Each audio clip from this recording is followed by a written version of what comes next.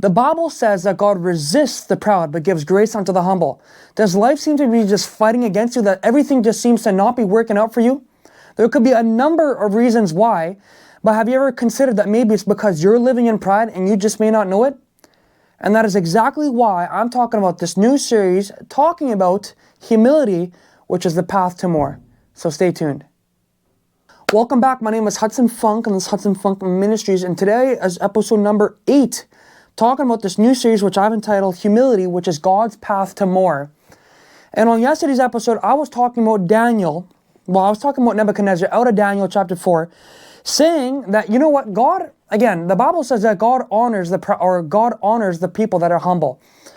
And I was making the point that you could be in the most insane positions in your life, someone like Nebuchadnezzar, where he raises himself up. And I was making the point, trying to establish what true humility is, and saying that Nebuchadnezzar, out of Daniel chapter 4, is the only chapter in the entire Bible that was written by a pagan king. And I was making the point at the very beginning of that chapter, Nebuchadnezzar goes on to say that God was the one who really exalted his position. God was the one that made Babylon such a strong nation at the time, which at that time was the strongest nation at the point. He had conquered every nation. He had conquered every city. He was bigger than Israel at the time. He was huge. But here's the problem, is he had recognized his position, but he exalted himself to the point that he made it seem like he was the one that accomplished that. He was the one that made all these things come to pass in his life. And I was trying to use that illustration and making the point that it's not wrong, again, for you to admit that you got gifts, that you got abilities, that you got things that can help you, that you have made a name for yourself.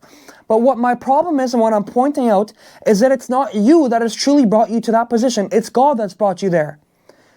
You know, let me point this scripture out because I have it somewhere out here. I think it's out of Romans chapter 11. Yeah, out of Romans chapter 11, verses 18, it goes on to say, "Boast not against the branches, but if thou boast, thou bearest not the root, but the root bears you, or the root thee." And you know, point that he's trying to make here is that if you're the branches, you are not the source of why you're there. You know, he says, "Boast not against the branches, but if thou boast, thou bearest not the root, but the root you." You are not the sole purpose of why you're in the position that you're in. If you're the branches, if you're the fruit, you can make yourself look like you're the prized possession. You're the reason why the tree looks pretty, but you aren't the reason why you're there. You aren't the reason why your branches are bearing good fruit. You aren't the reason why you're nice and green or bright red, or whatever the color of your tree leaves are. You are not the reason why the branches are doing good. It's the root. The root is the sole purpose of why that tree is doing good. And this is really close to the example of that way that we perceive God. As you know, roots, you can't see roots. The only thing that you can see is the trunk of the tree, but you can't see the roots of a tree. God is exactly like that. You cannot see God, nor will you see God. I know some people that, you know, the Bible says if any man see God for who he really is, you would die. I could go into some explanation about that. It's not because God is so private that he doesn't want to show himself.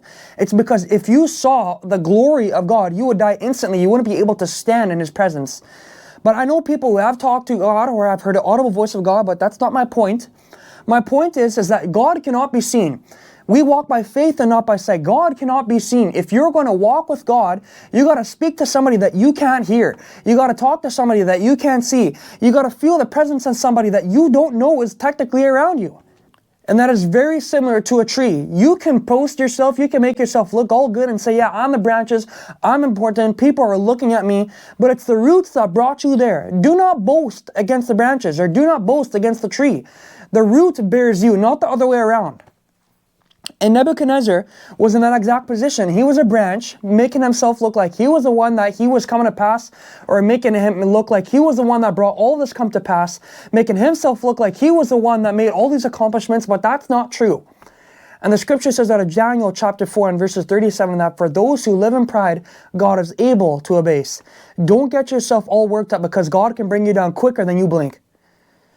And I wanted to bring out another example of this, but on the positive side.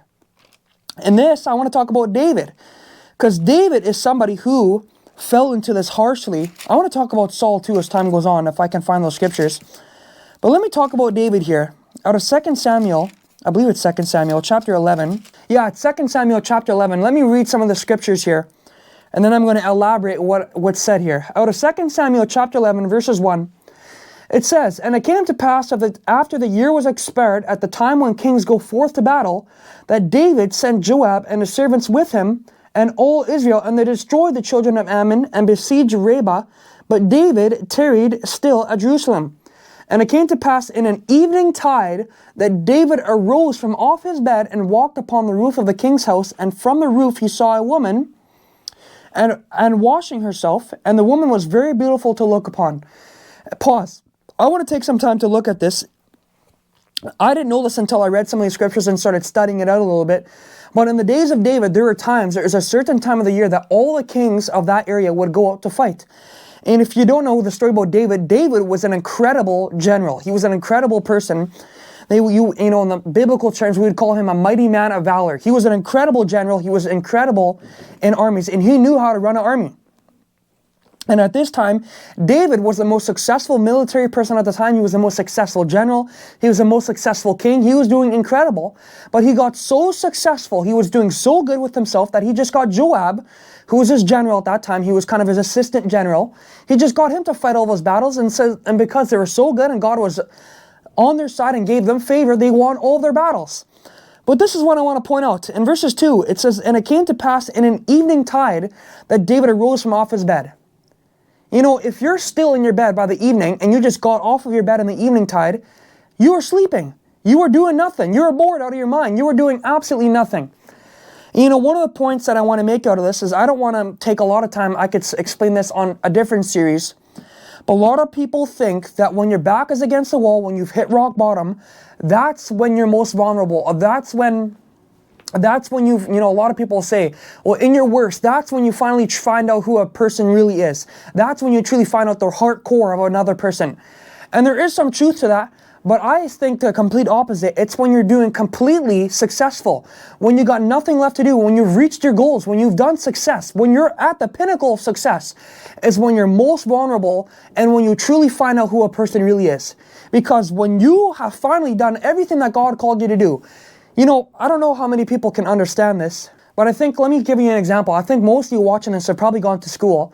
When it came to school and you had a project to do or you had an exam coming up, you could focus down. I mean, and if you're really serious about this, you could sit down and you could study and nothing would distract you. You were focused. You could study for 2 or 3 hours.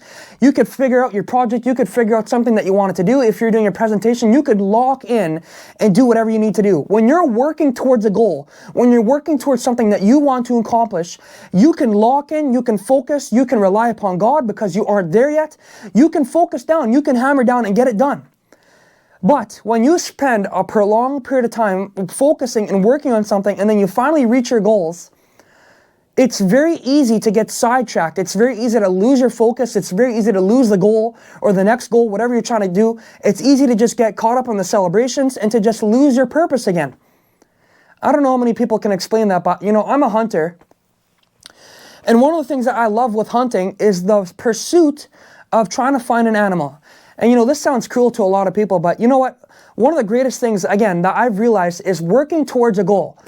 You know, when it comes to hunting, this is one of the reasons why I love hunting so much, is because sometimes it can be very difficult. You know, I spend months, you know, before the season actually opens to studying out where the animals are going, what kind of animals are around. You know, I mostly hunt white-tailed deer. And you study and you spend tons of time. And then finally, when you have a nice buck or something that you really desire to go after, you just lock in and you can get so focused on trying to catch this animal. You can work hard. I spend dozens and hundreds of hours in the bush, setting up stands, going to the bush, setting up trail cameras, you know, cutting down trails, cutting up trees and putting my stand in the right places. You can spend hours and hours and hours, and you can spend not only all the preparation, but the hours of time sitting in a stand, waiting for that right opportunity. You know, making sure the wind is in your favor, making sure that the right play is going on, making sure the weather is doing okay, making sure that you're not spooking deer and animals when you're coming in. And then finally, after all this time of just putting effort after effort after effort, maybe you spent a month in the season finally trying to get a chance, and then finally it happens. And you have that one chance to get it done. And then you finally take the shot and it's successful. You drop the deer. And man, the celebration is just incredible. It's such a rush. And you know what really isn't the trophy? Or you know what really isn't the most amazing part? Is if I shot that deer at the very beginning of the year, I mean, I didn't work for it. I didn't do nothing for it. It wouldn't be that special. It wouldn't be that special. But you can shoot, I'd rather shoot a small buck that I've worked my entire season to get than a bigger buck right at the beginning of the season, because I felt rewarded to get to it. And the point that I'm trying to make is that when you have a goal in mind and you're trying to work towards it, it's easy to allow God into your life because you haven't got there yet. David, at this point, after all this time, he had worked his butt off to get to the kingdom that he was in. He worked his butt off to win every battle he was in. He worked his butt off to be in the place that he was in. But when he finally completed, when he was finally successful, when he finally had nothing left to do, that's when he was vulnerable, and that's when the devil came to tempt him. Anyway, I spent too much time talking about that. But in verses 3, and David sent and inquired after the woman, and one said, is not this Bathsheba, the daughter of Eliam, the wife of Uriah the Hittite? And David sent messengers and took her, and she came in unto him, and he lay with her, for she was purified from her uncleanness, and she returned unto her house. And the woman conceived and sent and told David, and said, I am with child. And David sent to Joab, saying, send me Uriah the Hittite. And Joab sent Uriah to David. And when Uriah was come unto him, David demanded of him how Joab did, and how the people did, and how the war prospered. And David said to Uriah, go down to thy house, and wash thy feet. And Uriah departed out of the king's house, and there followed him a mess of meat from the king. But Uriah slept at the door of the king's house with all the servants of his lord, and went not down to his house.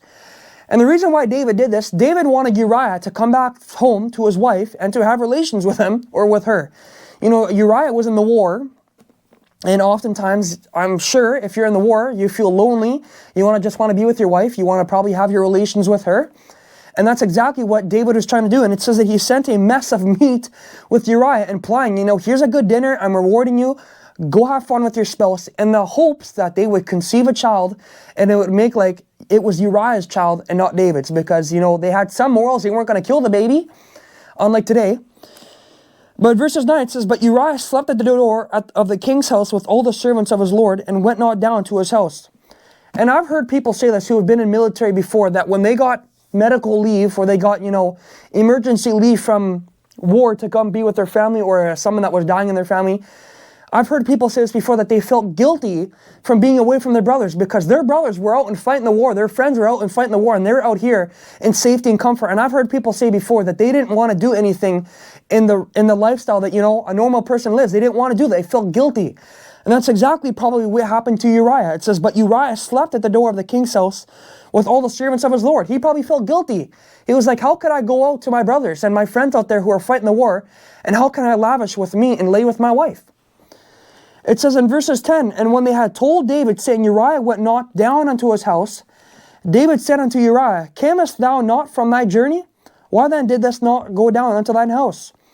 And Uriah said unto David, the ark and Israel and Judah abide in tents, and my lord Joab and the servants of my lord are encamped in the open fields. Shall I then go into mine house to eat and to drink, and to lie with my wife, as thou livest, and as thy soul lives, I will not do this thing. That's exactly what I just said. That pinpoints exactly what I just said. And David said to Uriah, tarry here today also, and tomorrow I will let you depart. So Uriah abode in Jerusalem that day, and the morrow. And when David had called him, he did eat and drink before him, and he made him drunk. And at even he went out to lie on his bed with the servants of his lord, but went not down to his house. So this is again a third attempt of David trying to get Uriah to sleep with his wife. And it came to pass in the morning that David wrote a letter to Joab, and sent it by the hand of Uriah. And he wrote in the letter, saying, set ye Uriah at the forefront of the hottest battle, and retire ye from him, that he may be smitten and die. So now David is just in his attempt to cover up his sins. He's killing Uriah. He's murdering Uriah. And the men of the city, and it came to pass, verses 16, and it came to pass when Joab observed the city, that he assigned Uriah unto a place where he knew that valiant men were. And the men of the city went out and fought with Joab, and there fell some of the people of the servants of David, and Uriah the Hittite died also. Anyways, I'm going to pause there, and I'm going to skip forward ahead. So now you have a bit of the context here. David had slept with, he committed adultery. He cheated on all his wives, because he had wives at the time. And not only that, but he committed adultery against Uriah. He sinned against Uriah. He sinned against Bathsheba. Now he conceived a child. In an attempt to cover up his sin, he killed Uriah to cover it up.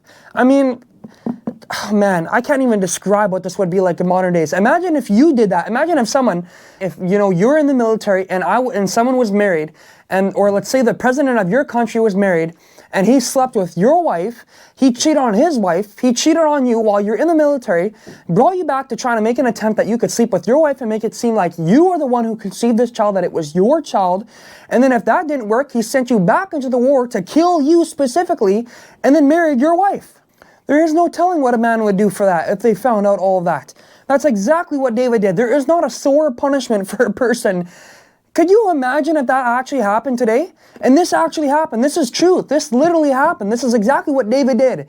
In my perspective, David deserves the worst punishment ever. And out of chapter 12, it says out of verses 1, "And the Lord sent Nathan unto David, and it came unto him and said unto him, There were 2 men in one city, the one rich and the other poor." So now Nathan was a prophet, and he was giving David an example, a parable of what's now being said here. "The rich man had exceeding many flocks and herds, but the poor man had nothing save one little ewe lamb, which he had bought and nourished up, and grew it up together with him. And with his children it did eat of his own meat, and drank of his own cup, and lay in his bosom, and was unto him as a daughter. And there came a traveler unto the rich man, and he spared to take of his own flock, of his own herd, to dress for the wayfaring man that was come unto him, but took the poor man's lamb, and dressed it for the man that was come to him. And David's anger was greatly kindled against the man, and he said to Nathan, As the Lord lives, the man that has done this thing shall surely die. And he shall restore the lamb fourfold because he did this thing, and because he had no pity. And Nathan said to David, Thou art the man. Thus saith the Lord God of Israel, I anointed thee king over Israel, and I delivered thee out of the hand of Saul. And I gave thee thy master's house and thy master's wives into thy bosom, and gave thee the house of Israel and of Judah. And if that had not been too little, I would moreover have given unto thee such and such things." God is saying to David that I would have given you more. If you wanted more for your life, I would have given you everything that I have. And yet David still went against his back, and David exalted his opinion about God's. You know what this really came down to? Pride. That's my point. This entire parable, or this entire story that I've been trying to tell, is all based upon David's pride. David became successful. David wasn't thinking properly. He got into self-centeredness. He realized that he wanted sex. He went and got sex. He was the king. He saw a fair woman. He wasn't thinking about anybody else. He wasn't thinking about Uriah. He wasn't thinking about Bathsheba. He wasn't thinking about his wives. He wasn't thinking about his kids. He wasn't thinking about God. Out of everybody, he wasn't thinking about God. He has succumbed to his own lusts. He killed a man in doing so. He conceived a child in, I think it's called what they would call wedlock.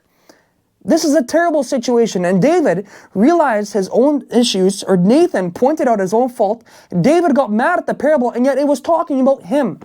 It was talking about him. Verses 9, this is the whole point right here. "Wherefore hast thou despised the commandment of the Lord, and to do evil in his sight? Thou hast killed Uriah the Hittite with the sword, and hast taken his wife to be thy wife, and hast slain him with the sword of the children of Ammon." This was one of the worst things, this was, in my opinion, the worst thing David ever did. Is the pride that he exalted here, his self-centeredness that he exalted here. He went against God. He went against everybody. But the point that I really want to make here, is I'm probably going to have to explain this in tomorrow's episode, is that David, although, according to this prophet that exalted here, he deserved punishment. He deserved to be killed to death. And it goes on to say that this was supposed to come upon him. But David humbled himself. David does something in the future here that I'm going to elaborate on tomorrow's episode that helps him out in the situation, that humbles himself. And because he humbles himself, God does not punish in the way that he should have. And that's what I'm really trying to get in here, is that you can exalt yourself and you can admit tons of pride and you can live in an ungodly manner. But if at the end of the day, if you just humble yourself and come back to God, submit unto him, things can go back to normal. God can help you out. God will administer grace and mercy back towards you, but you need to humble yourself. That is important. That's more important than you think. Anyways, I'm way out of time today, or I'm out of time today. So continue with this series. I got more to share. God bless you and have a great rest of your day.